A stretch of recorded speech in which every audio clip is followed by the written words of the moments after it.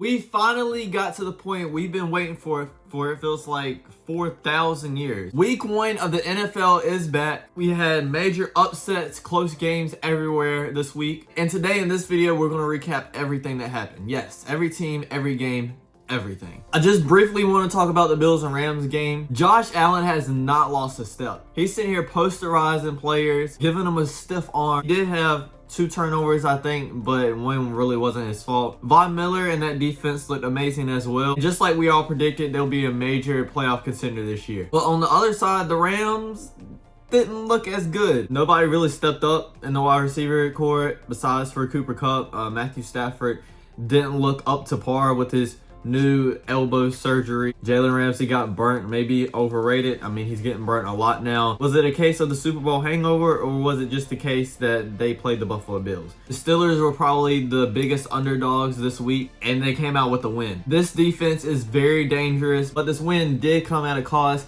They lost their star defensive end, TJ Watt, with a pec injury. Mr. Trubisky didn't really look bad, and Chase Claypool was making some huge catches too. But for the other team, the Bengals, they need to start protecting Joe Burrow. I know the long snapper as well got hurt, and that kind of threw things off for special team wise, and that's ultimately probably why they lost. But yeah, it might be another Super Bowl hangover for the Bengals as well. Now for the Saints and Falcons, honestly, the Falcons probably should have won this game. Neither team looked amazing. The Falcons were up big in the fourth quarter, and the Saints came back and won. Usual Falcons things to do, you know what I mean? Saints are still planning on using Taysom Hill as a running back kind of weapon, and it actually worked this game as well. Jarvis Landry had a huge game, 7 catches, 114 yards. I'm actually pretty surprised the way the Falcons played. I mean, it is a divisional game, so it's probably going to be close either way. But I was 100% expecting them to get blown out this game, and they didn't, so props to them. Now, to my Browns and Panthers game. The main reason we lost this, I'm saying, is the coaching. We looked completely crap, or especially our offense. We looked completely crap in that first half. And I think mainly of that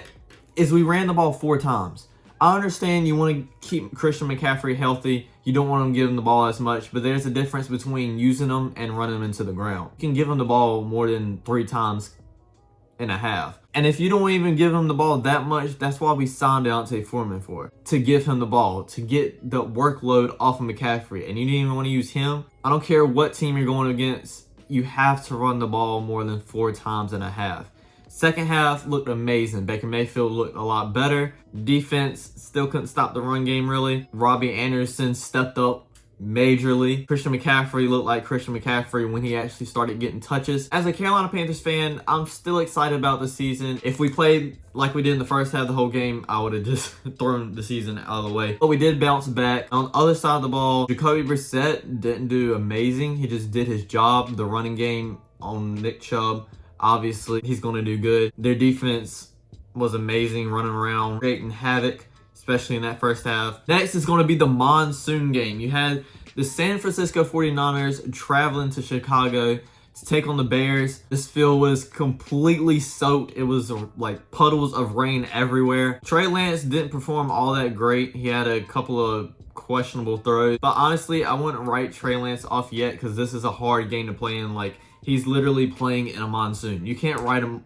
any quarterback off for just playing crappy in that kind of condition. And on the other side, Justin Fields didn't really have that great of a day neither. And like I said, I don't blame him for it. The Eagles versus the Lions game, the Jalen Hurts and AJ Brown connection looked really good as we all expected. They scored 24 points in 1 quarter, which is always good. The Lions did make it a lot closer than it should have been. They have grit, as we've seen in the Hard Knocks. Jared Goff didn't have the best game. He had a couple interceptions, but they almost still pulled out with the win. The Colts versus Texans had a tie. I really can't say anything about that. Tua didn't look bad at all. He completed 23 of his 33 passes for 270 yards and a touchdown. Tyreek Hill is still fast, 8 receptions for 94 yards. Jalen Waddle as well had 4 receptions for 69 yards. The Jets versus Ravens, I really don't have much to say about the Jets because I haven't seen anything of them. It's Lamar Jackson. It's still going to be Lamar Jackson, of course, as against the Jets once again. I think everybody has written off Lamar Jackson since he got injured. He kind of carried my fantasy team this week, I ain't gonna lie. So thank you, Lamar Jackson. The Giants beat the Titans by a point. Saquon Barkley looked like he's back. He was going crazy. He had 18 carries for 164 yards and a touchdown. We have to play him next week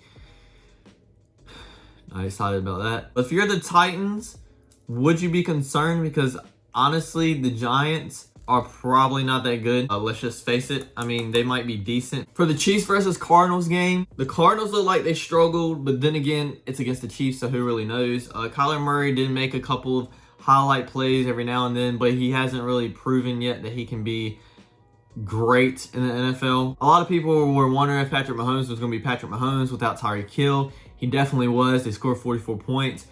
He did look really good, putting his offensive pieces in places to give him the ball. Dissecting the defense, he did look really good. Raiders Chargers.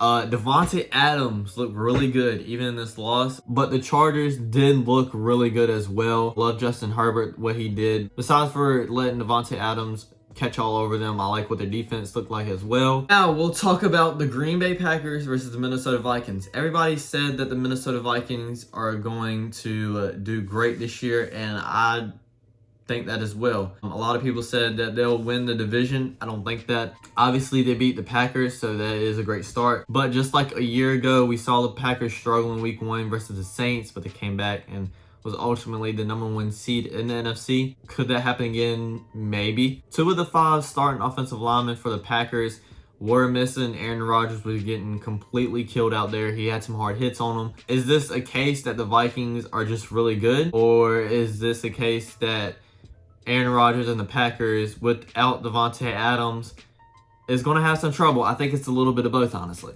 Justin Jefferson, he looked like he was Cooper Kupp out there. He was wide open, doing the gritty, diving for touchdowns.